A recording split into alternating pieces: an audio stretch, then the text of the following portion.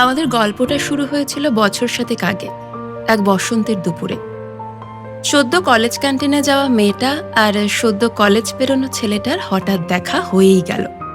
না না, রেলগাড়ির কামরায় নয়, জোড়াসাঁকোর ক্যাম্পাসে। সে এক বিরাট গল্প। ওয়ালপেপার চেঞ্জ হলো, ফোন নম্বর অনিকেত দা থেকে সেভ হলো অনিকেত নামে। কথায় বলে শূন্য পকেটে প্রেম হয় না, কই হলো তো, ইনফ্যাক্ট দিব্যি হলো। We are growing together from zero. অনেকেই ভেবেছিল বেশি দিন টিকবে না, হে আবার হয় নাকি। টিকে গেল। সকলের আশীর্বাদ নিয়ে আজ সেই সম্পর্কে একটা শিলমোহর পড়ার দিন। সম্পর্কের বয়স বেড়েছে, কেন টিকে গেল তাও বুঝতে পারি খুব। কেন বলো তো?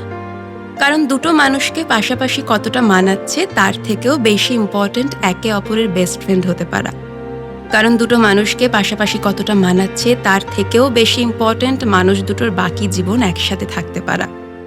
And I think no one else could be my better half.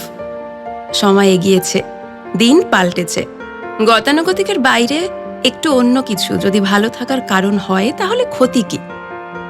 আমি আমার লাইফ পার্টনার হিসেবে এমন একজনকেই চেয়েছিলাম, যার পাশে আমি নিজেকে এক্সপ্রেস করতে পারি, যার পাশে আমার নিজেকে সেফ অ্যান্ড ফ্রি মনে হয়।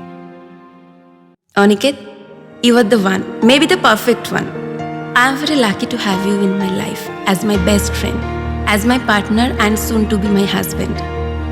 মনে আছে প্রথম দিন বলেছিলাম হাত ধরছি ছেড়ে দেওয়ার জন্য নয়, and that's a promise to be kept forever. I love you.